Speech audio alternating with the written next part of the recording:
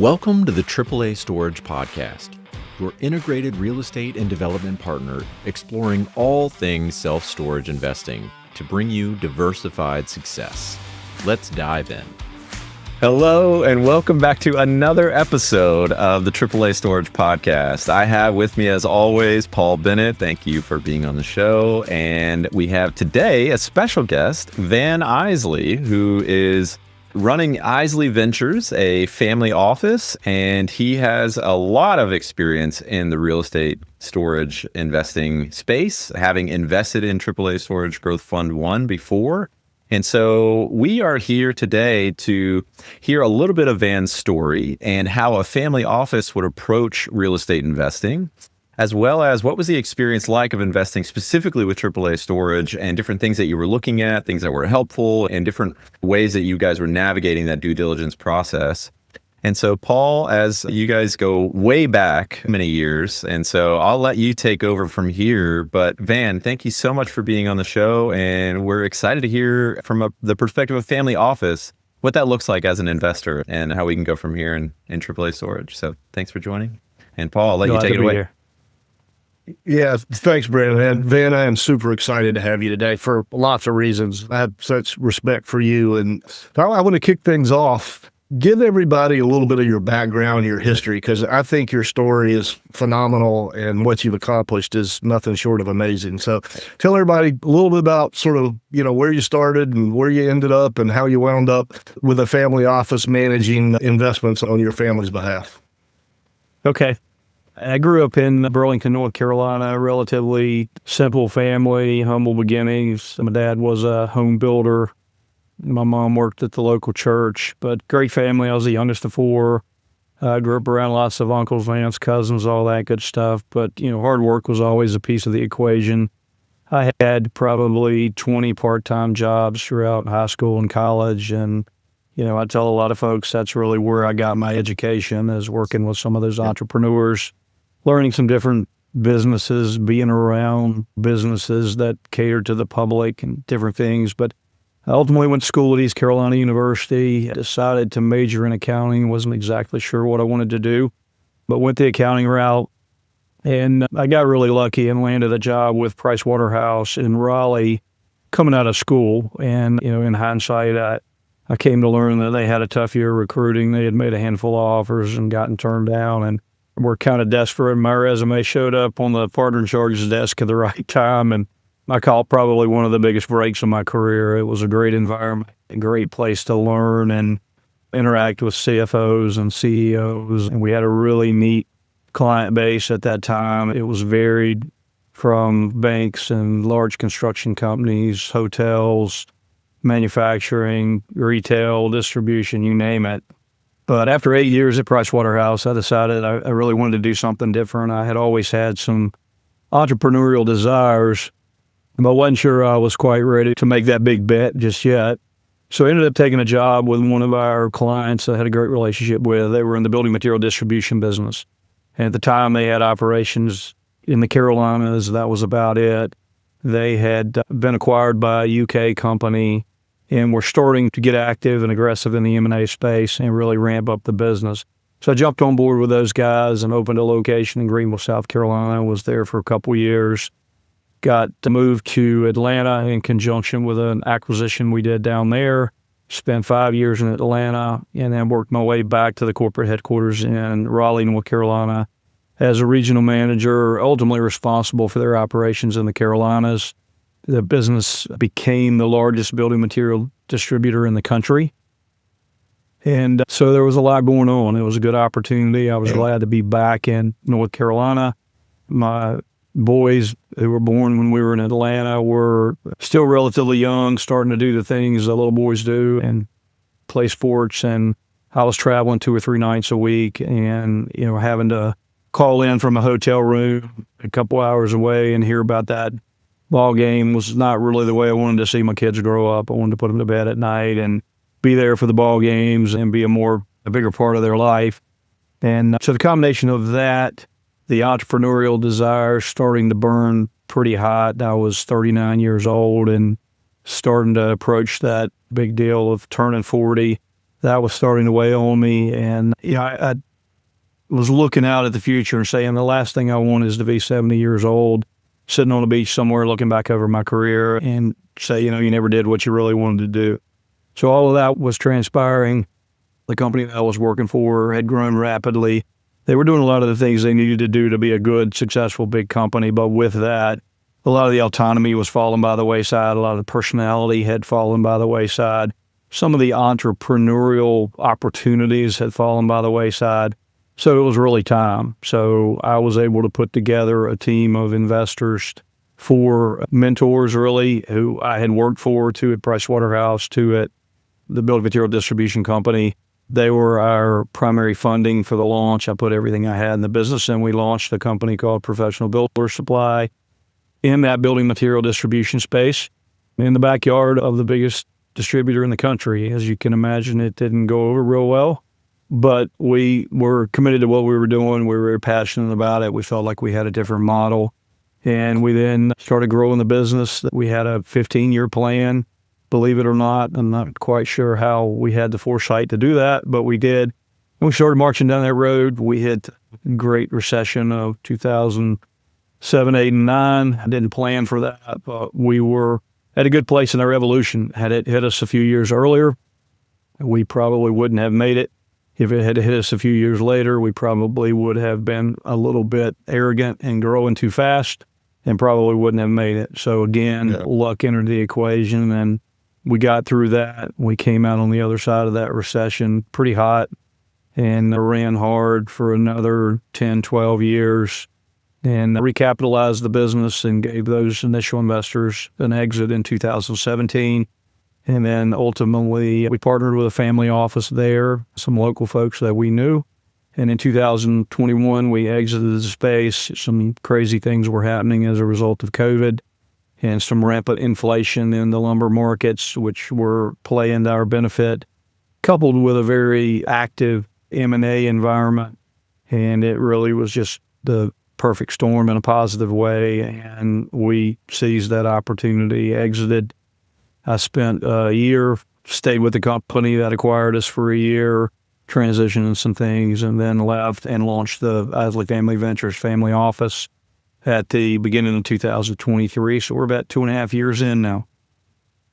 Yeah, what a great story. Amazing. I mean, truly, I love hearing it, even though I knew it just because we know each other. But I just think it's incredible. And the value that it created, the number of people you employed, and the journey that you went on was pretty incredible. So I know you were active as an investor well before you exited your business and formed the family office, but you're now a couple of years in. I'm sure the perspective has evolved over time. Talk a little bit for a minute about your overall investment philosophy. What are you trying to achieve at Isley Ventures? What's sort of the guiding principles that drive your investment decisions and activity? Yeah, I think, initially we were kind of focused on diversification. Everything we had, our entire net worth, was invested in Professional Builder Supply. And when we recapped in 2017, it gave us an opportunity to take some chips off the table. And that's really the first time where we started thinking about diversification and how do we de-risk things and protect future generations and all that good stuff. So that was really one of the first drivers. But as we started to put the family office together and look at the bigger picture, after that second transaction, it became more strategic. And we said, okay, what do we want to do and why do we want to do it? And we really said, hey, we want to obviously protect the principal. We want to produce reasonable returns. But a big part of this also is to pay it forward. One of the mentors that I had, that was like a father for me, I had told him on the way out, I said, I can probably never repay you for what you've done for me, but hopefully you can take some pride in knowing that I'll do my best to pay it forward. So one of the things that we try to do with our investments, to at least some extent, is help young entrepreneurs and provide opportunities like some guys provided for me. And I feel like we've been pretty successful doing that. So that's a component of it too. And you got to balance, that may impact the return a little bit. It may impact the expectation. So you balance all of that. one of the first things we did is we said, okay, what do we want the portfolio to look like when we are completely deployed? And so we went to work on that. And we spent the better part of our first year as a family office analyzing and assessing and defining that. And we ultimately settled in on 7 buckets of investments: operating companies, commercial real estate, residential real estate, public equities, private equity, venture capital, and then cash and fixed income. And so we said, okay, let's get the sizing of those buckets defined next. What are we comfortable with in each of those buckets? And as part of that process, we said, all right, what is a reasonable expectation for a return on each bucket? And then, multiply all that out. It's not overly scientific. It's pretty simple. I'm probably making it sound more complicated than it really was. But then we said, okay, does that yield a return on the overall portfolio that we're comfortable with? And so we kind of went through that process and we said, does that yield a risk profile that we're comfortable with? And the answer to all that was kind of yes. And we tweaked some things along the way. But that's really how we've managed the family office up to this point. It's worked well for us. It obviously took us, a couple of years to get things deployed. The first year was really about getting that definition in place. The second year was really about deploying everything we can comfortably deploy without too much concentration in any one area or any one time frame. You think about diversification in the form of types of investments, but you also think about it in the context of geography, in the context of timing. You don't want all your real estate investments to be made in one year. It's a cyclical business, as you guys know. Yeah. So, you're factoring all that in while you're trying to deploy capital, you're building relationships. The operating companies, we had our hands in a few things before we set up the family office. Word got out pretty quick of what we were doing and opportunities started coming to us. I think initially, one of the big surprises has been, we're going to have to source deals. We're not going to have that many opportunities. We had way more opportunities than what we envisioned. They were coming out of the woodwork, coming to us. So that has not been a challenge, but that was kind of the thought process of how we put things together initially. Yeah, so well put. One of my questions was going to be about how you thought about allocation across segments, and you really just covered that beautifully. I also think I love that part of what you're doing is supporting young entrepreneurs and helping them, providing capital. But I know you well enough to know that they're getting more than just capital. They're getting, a mentor and an advisor who's as savvy as anybody I know. So what a great combination to get that intellectual capital and the financial capital that they need to grow their business. So that's fantastic. So talk for just a quick second about how the portfolio is spread. Maybe not spread isn't the right word, but direct investment, things that you guys, are directly invested in and involved in versus passive investing, where you've invested with a sponsor or, somebody that's really managing the investment and you're more in a passive role. Any significant sort of allocation on either side in the portfolio or? Yeah, I think there's a strategy there. And, ideally for us, we want a combination of both passive and active. One of the things that you come to realize is that your time is probably more valuable than your money, probably more limited with respect to, the resources that you bring to bear. So there's an element of that, but we've also looked at that by category. So for example, take the venture capital category. I have concluded real quick, I am not smart enough to pick the 1 out of 10 venture capital investments that's going to hit it big. And that's what you've got to be successful in VC. Yeah.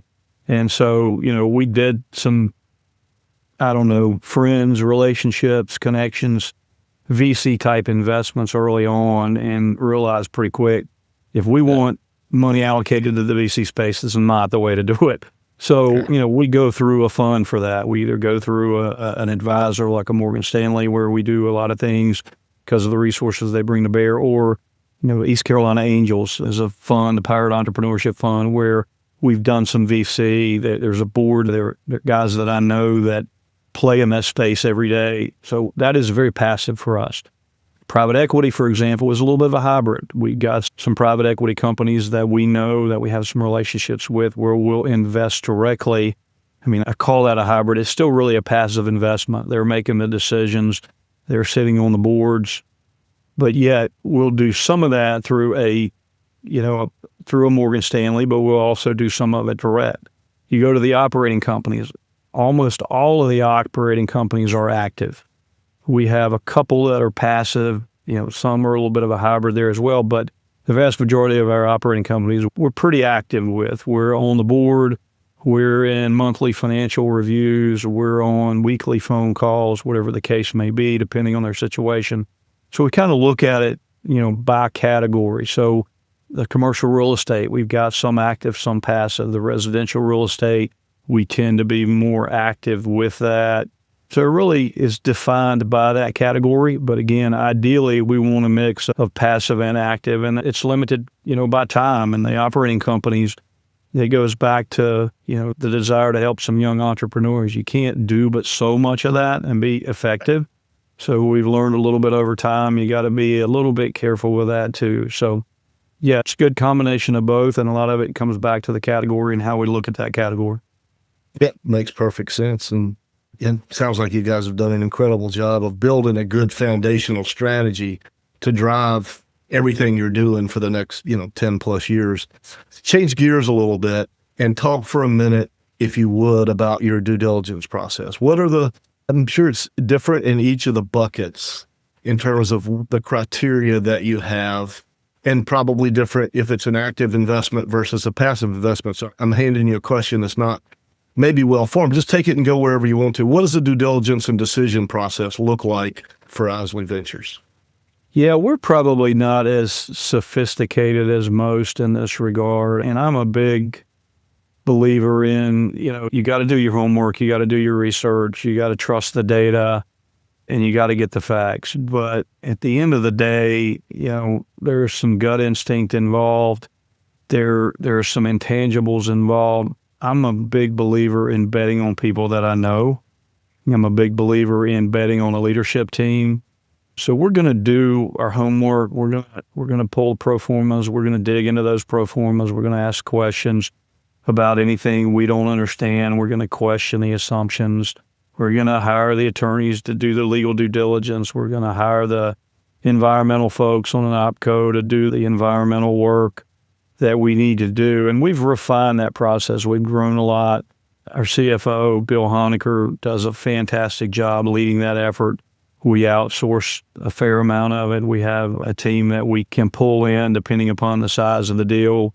Bill will tell you, I don't like the details, and I'd rather talk strategy and vision and all that good stuff.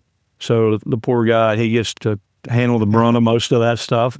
But we make a good team, and, he lets me know where he needs me and where he needs my input. And we have complementary skill sets. We've traveled a lot of the same roads, but at the same time, our skill sets are different. And, Bill is invaluable with some of that. But that's kind of the way we approach it. The deal itself dictates the degree to which we're going to go. But again, if I know somebody and have known them for 20 or 25 years, there's a high level of trust there. Have they done what they're pitching to us before, and have they been successful doing it? Those are the kind of questions I'm asking in addition to your traditional due diligence type work. Yeah. Yeah, and you and Bill do make a good team because you have the accounting and finance background, obviously, having been a CPA in the early part of your career, but you're business savvy. Every good entrepreneur is like an Indian in the woods. Like, they can smell a deal when it's there. Explain that more. What does that even mean? No, the entrepreneurs I know that have been successful are all guys that just have a gut instinct about people and whether they can trust people, and also about opportunities. And Van has that in spades. I mean, he's got the financial, logical, linear part of it, but he also really has that savvy. I'm going to switch gears now because we're starting to run on time. Van, this has been just incredible. There's a little bit of a unique aspect from our standpoint. This is sort of a selfish question, but I know, because I know you, that you, with several partners, are an active developer of self-storage in the Carolinas, and also doing some car washes and some other interesting things that are sort of in related spaces. In spite of the fact that you have the ability, both from a financial standpoint and from an expertise standpoint, to invest in self-storage on your own, you chose to invest with us in Growth Fund 1. Talk about that for a minute. What was it, and I'm sort of asking again a self-serving question, but what was it about Growth Fund 1, AAA Storage that made sense to you to add that to your portfolio in spite of the fact that you were actively developing self-storage and managing self-storage on your own? Yeah, so I'll start kind of from a really high level first and then dial down into it. We had a lot of experience in the residential real estate space. We had a lot of opportunities coming to us through our connections in the residential real estate space. So that bucket filled up quick. That was really not a challenge. The commercial real estate bucket was a little bit different ballgame. I held on to some of the facilities for the business that I sold with sale leasebacks, and I've got those income streams. I like that industrial space. I feel like I know it and can add some value, and so we were comfortable with that. But as we started looking at other commercial real estate opportunities, some of your traditional channels just didn't feel right for us. The self-storage situation had been something that had always intrigued me.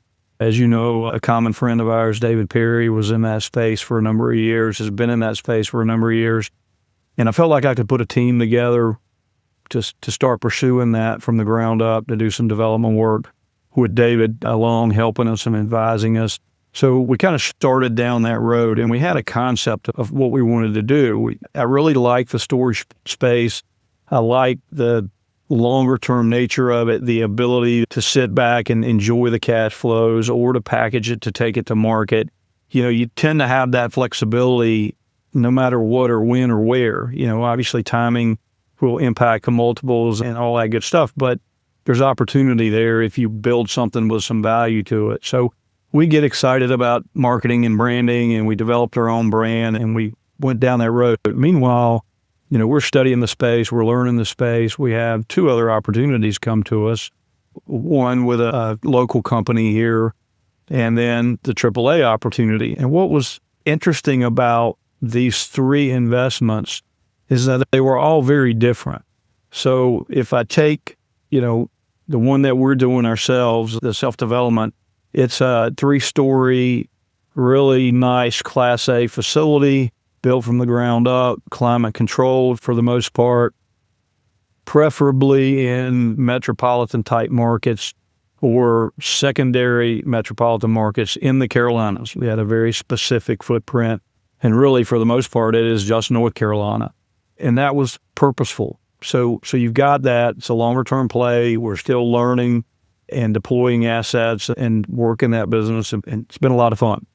Well, we ran across another opportunity that was basically retrofits. They would buy existing facilities, dress them up. It was more of a technology play to some extent. They were unmanned facilities, very different than what we were self-developing. The AAA opportunity comes along and presents itself.